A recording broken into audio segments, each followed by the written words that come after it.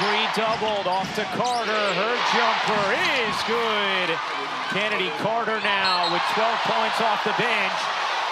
It happened prior to the inbound. So then anybody can shoot the free throw. Of course, Indiana would have Clark as a great free throw shooter shoot it.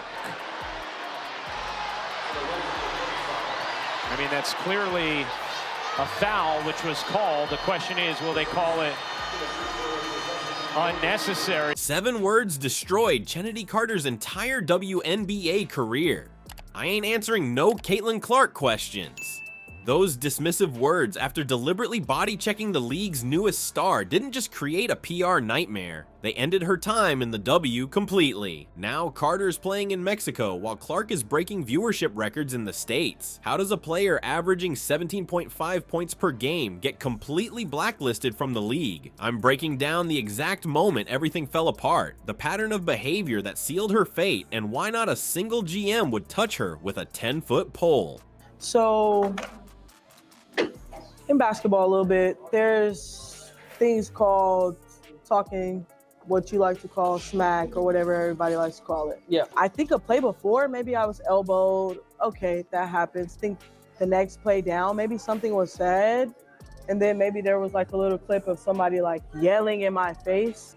So I'm just like, it's like one of those things, like it happens in basketball. I know people try to say, oh, it's not one of those things. It's not a personal thing, it's a competitive thing. It happens in basketball, and like it's just one of those things. Before we move on, I'd like to ask you a small favor. If you appreciate this content, please take a second to like this video and subscribe to the channel. Over 98% of you watch the videos without subscribing. It costs you nothing, but it makes a huge difference to us. So, did you click the subscribe button? Great, thank you so much. Now, back to the video. Let me take you back to June 1st, 2024. The Chicago Sky versus the Indiana Fever. One moment changed everything for Chennedy Carter. The former first-round pick was having her best season ever, averaging 17.5 points per game and looking like a future star in the league. But basketball careers can change in an instant, and sometimes it's not even about what happens on the court. During the second quarter, what we witnessed wasn't just physical basketball. Carter deliberately veered into Caitlin Clark's path and delivered a forceful hip check that sent the rookie flying across the hardwood. This wasn't a basketball play, it was calculated. The live broadcast caught every second of it, with commentators immediately reacting in shock.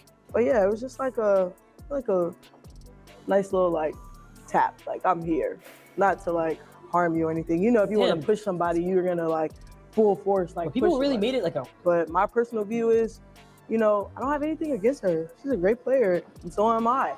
And I've got buckets all that season. You know what I'm saying? So just one of those things that, I mean, that happens, man. Like it's one of those things. I'm a great player. She's a great player.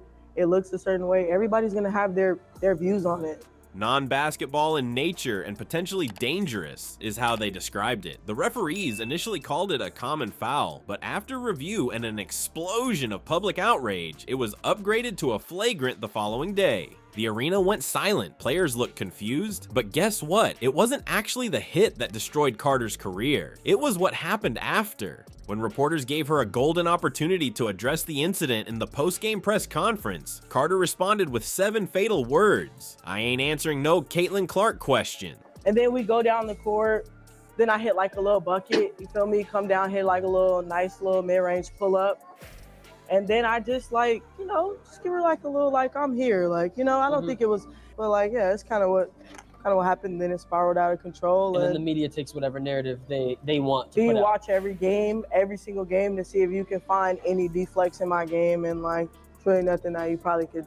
You know what's crazy? Me and my brother went back and watched, and we seen a lot of clips in the NBA of guys getting like pushing LeBron. Like I think it was Jeff Teague or somebody who like pushed LeBron out of bounds. Like said, man, I was mad because like we couldn't stop him. Those 7 words echoed louder than the collision itself. Team executives were watching, fans were already upset, and this dismissive attitude turned what could have been a one-day story into a weeks-long examination of her character. The contrast couldn't have been more striking. While Clark quickly rose to her feet, composed herself, and continued playing without any theatrics, Carter's response both during and after the game proved far more damaging to her reputation. Social media exploded with criticism. Even sports analysts who might have defended physical basketball couldn't justify Carter's post-game response. This wasn't her first rodeo with controversy. In 2021, she was suspended by Atlanta for conduct detrimental to the team and traded to LA, where more issues surfaced. The pattern was becoming clear. This was a player who couldn't stay out of trouble. So what exactly did Chennedy Carter do that caused such outrage? It wasn't just the deliberate body check, it was the complete lack of remorse afterward. The combination created the perfect career-killing storm. Sports fans can forgive physical play, but they rarely forgive arrogance and dismissiveness, especially toward a rookie who was quickly becoming the face of the league.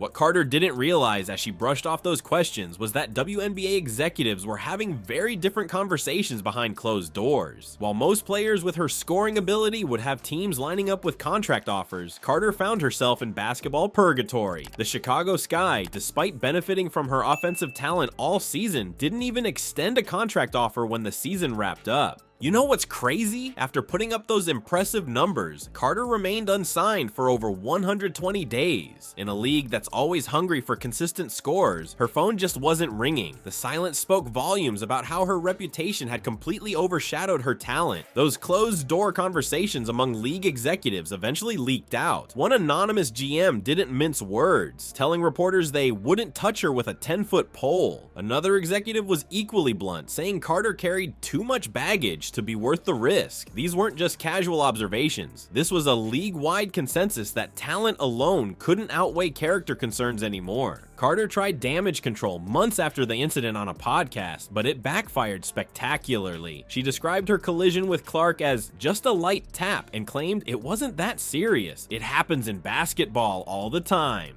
Imagine watching that clip where Clark got sent flying across the court and then hearing it described as a light tap. The disconnect was stunning, and fans weren't buying it. Instead of acknowledging what everyone had seen with their own eyes, Carter's attempt to minimize the incident only reinforced the perception that she refused to take responsibility. The timing was terrible too. While she was trying to rewrite history, Clark was revolutionizing the league's popularity, breaking merchandise records and driving TV ratings through the roof. The WNBA was transforming into something bigger, more visible, and more professional. The league that had once overlooked behavioral issues if you could perform on the court was now prioritizing image and character alongside talent. Players who couldn't adapt to this new reality were finding themselves left behind. With no WNBA options remaining, Carter made a stunning career move, signing with Adelitas de Chihuahua in Mexico's top women's basketball league. The team proudly announced her arrival on Instagram, but the reality was unavoidable. This represented an enormous step down for a player of her caliber. And just like that, we've watched the fall of someone who had everything needed to be a star. The WNBA isn't playing games anymore. You can't just have skills on the court and think that's enough.